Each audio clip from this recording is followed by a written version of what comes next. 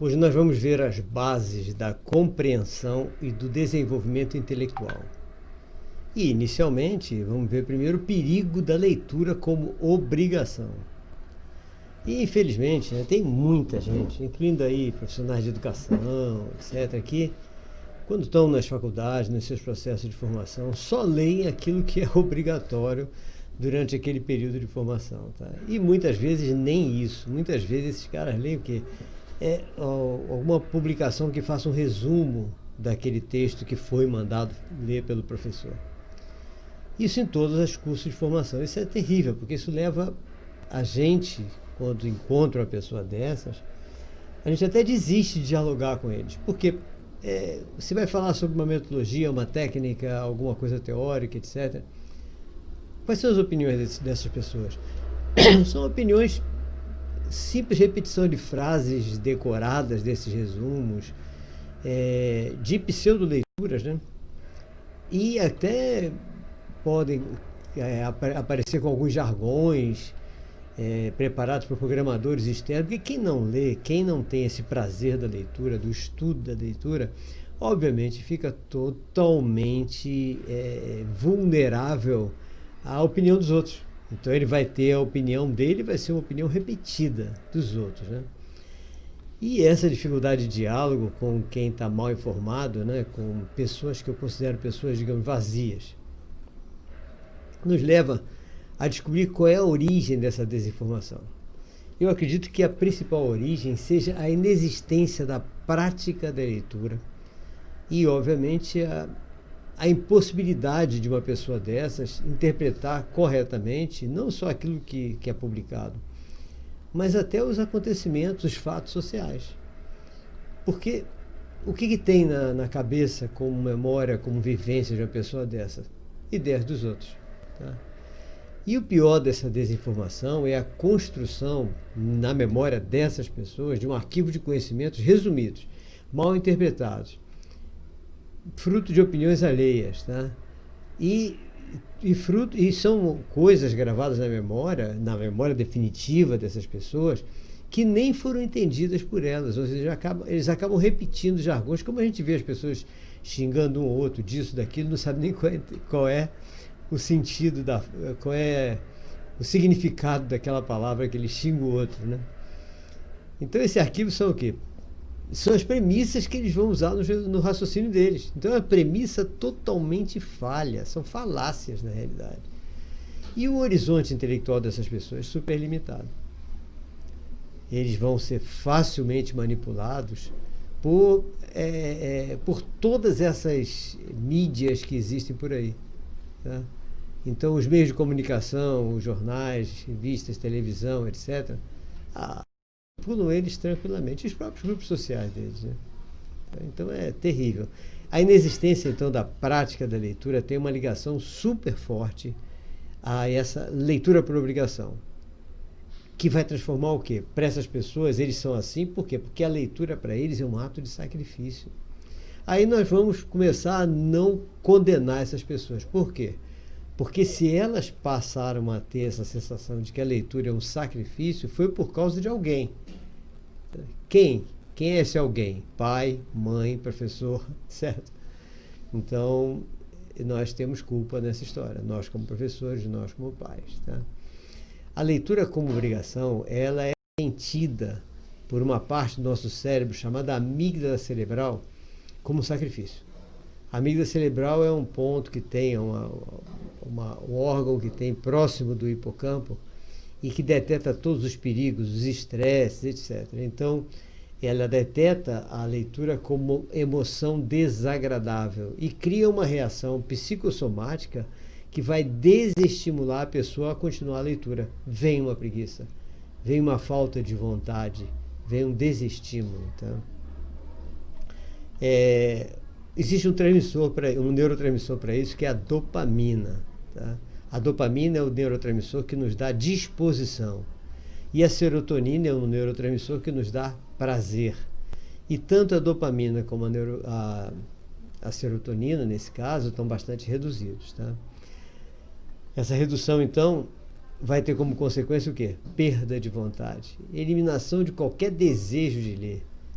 Aí vai impedir memorização correta, aprendizagem, tudo isso começa a acabar. Quer dizer, acaba mesmo. Então é uma coisa que nós temos que tomar bastante cuidado, porque acaba tendo uma consequência química no nosso organismo, que é a redução desses dois neurotransmissores. Esses dois neurotransmissores, eles são gerados, a dopamina, por exemplo, a parte dela é gerada pelo cérebro entérico, que é o cérebro do nosso intestino. A serotonina, quase toda ela, 90%, é gerada pelo cérebro entérico, que é o cérebro do intestino. Então, nós temos uma maneira também de evitar isso. A pessoa que, por exemplo, está se alimentando muito bem, com frutas, legumes de todas as cores, diminui bastante a limitação da serotonina e da dopamina, e com isso ela pode até passar por essa época da vida, esse momento da vida de desistir e de transformação da leitura em sacrifício, sem perceber isso e até não ter esses problemas, né? Mas aí já é um outro caso, é o caso da alimentação correta. O outro aspecto que nós vamos ver agora é o prazer da viagem literária. Então tem gente que não sabe o que é isso, né? A viagem literária, ou seja, a leitura de um livro, quando a pessoa se acostuma com isso, quando ela começa a fazer aquilo que eu sempre recomendo, pega um livro, começa a ler, não gostou, pega outro, até você ver um que te prende. Então aquilo passa a trazer um prazer, a leitura passa a ser alguma coisa prazerosa. Então a leitura passa a ser uma viagem, e é uma viagem. É uma viagem à imaginação, onde tudo passa a ser possível, porque você imagina. A criança, então, quando ela começa a sentir isso, ela cria ambientes de acordo com aquilo que está descrito no texto, mas ela floreia, ela cria outros cenários, etc. E começa a aflorar exatamente aquilo que todo ser humano precisa hoje, no trabalho, nas profissões, que é a criatividade. Então, a partir do momento que ela começa a criar o ambiente, criar a imaginação, ter criatividade, ela começa a ter a qualidade essencial que todas as empresas querem hoje. Todas as empresas hoje precisam de pessoas assim, criativas. Durante esse processo criativo, o que o cérebro faz? O cérebro começa a buscar referências.